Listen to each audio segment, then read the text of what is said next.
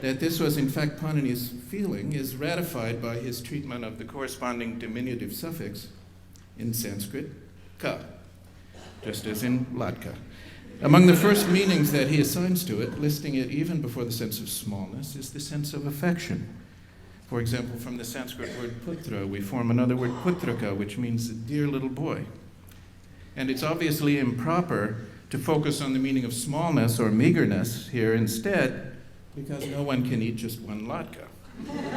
Therefore, for Panini, the word latka would mean dear little fried thing, and he must have been very fond of them. So ends the preliminary view, which is rebutted in the next part. Part 4 is the reply to the preliminary stance. And this is always placed in the mouth of someone referred to in the great commentary as the Acharya Deshiyo, which literally means the one somewhat in the general area of a professor. I take this to refer to a graduate student, so I've given you a picture of a run-of-the-mill graduate student in Sanskrit from a somewhat earlier time. And his opening rejoinder, as given on the slide, so wrong, is left over from the bowdlerized presentation of this material that I gave at Oxford. What he actually says is more like Bubkes. Bubkes und Narrigkeit, you ignorant schmagegi.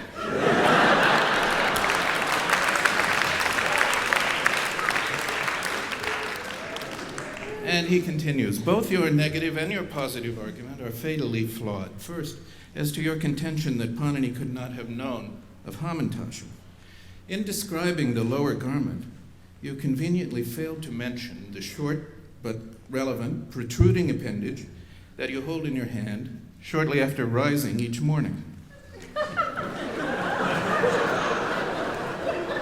That is to say, you should have added that in tying the lower garment, it is customary to pull on one corner of the cloth where it protrudes from the waist, so as to form a pouch-like triangle, somewhat resembling the ear of an ox. And it is possible to place small objects in this flap before tucking it in at the waist, allowing it to function, in point of fact, as a pocket. And there can be no doubt that this pocket was connected with Hamantaschen in the mind of Panini, since the common term for this garment, this part of the garment in Sanskrit, is gokarna, which means ox ear. And to this day, the word for Hamantaschen in Hebrew is oznei Haman, the ears of Haman. You object, Nanu, how can this have anything to do with Haman? The word refers to the ear of an ox, not to the ear of a man. And we reply that, as you yourself have noted, words in Sanskrit are often used metaphorically. And you know very well that the standard example of this in the great commentary involves specifically the use of the word ox to refer to a man. In the sentence, Gaur Bahlika, the man from Bahlika is an ox. Now here, although the man from Bahlika is not literally an ox, he is called an ox because he shares three types of common qualities with an ox. First, like an ox, he's big and strong. Second, like an ox, he's not very bright. And third, like an ox, but unlike all civilized men, he remains standing when he pees. Now again you object, no, but this is merely a smear job. You are arguing ad hominem.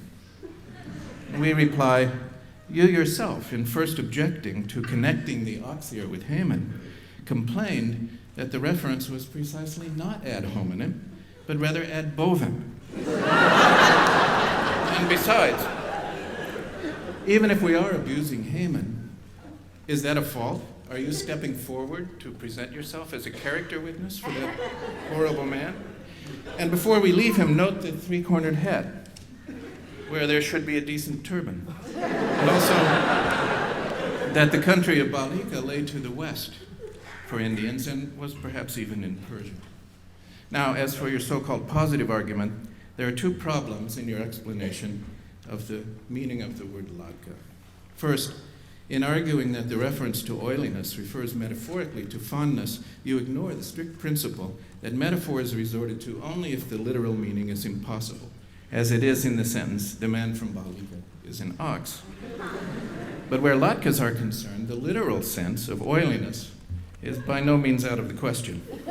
In fact, given your eagerness to describe the dressing habits of Indians, Mr. Cultural Anthropologist, we should think that you would have been equally eager to remind us that Indians eat with their fingers.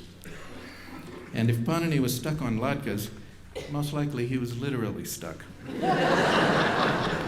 Second, in interpreting the diminutive suffix in the word latka as indicating fondness, you have sown the seed of your own refutation by boasting that this sense was among the first mentioned in Panini's treatment of this item. Because among the senses mentioned farther along, you'll find the meaning of pejoration or derision, and in choosing among these various meanings, where several can apply, we must be guided by a rule of interpretation formulated by Panini himself, vipratiscede parankaryam, where more than one rule presents itself, the later rule is to be chosen. Therefore, the correct meaning is that of derision. Panini felt contempt for the latka, the very name of which must have meant for him a sorry little oily thing.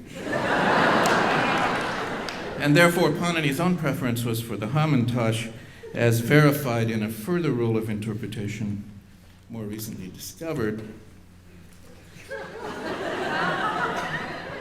which speaks for itself. And that brings us to our last and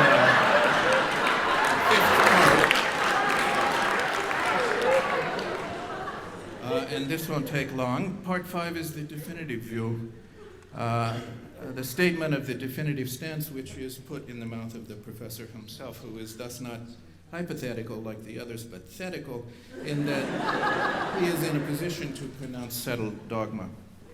Often the professor will begin with some brief and constructive criticism of the reply just given by the graduate student, which in shortened form would be something like this. Yes, well done. Kol hakavod. Everything you have said is entirely accurate and completely misses the point.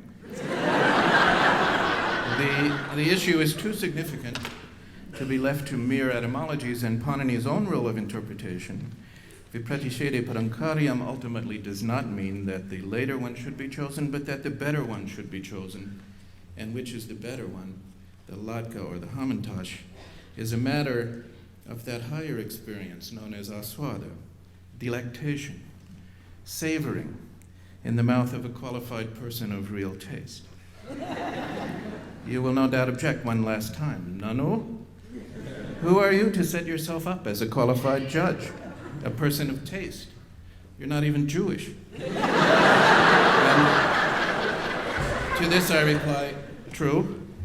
I'm not Jewish, and even worse, I have until now been careful in my search for scholastic truth to avoid having ever knowingly eaten either of the foods in question, preferring to save myself for the special occasion coming later tonight of tasting them all in the most expert company.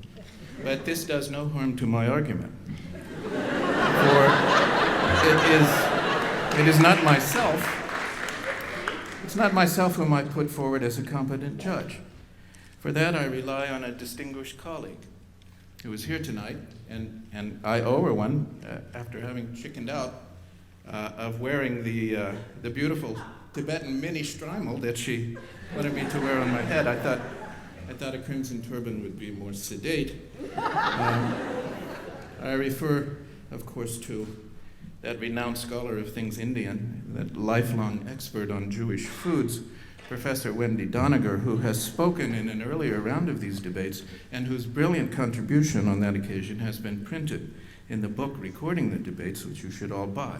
And where the higher empirical judgment is concerned, for now, I leave the final word to Wendy, and the word that she gave was Hamantash.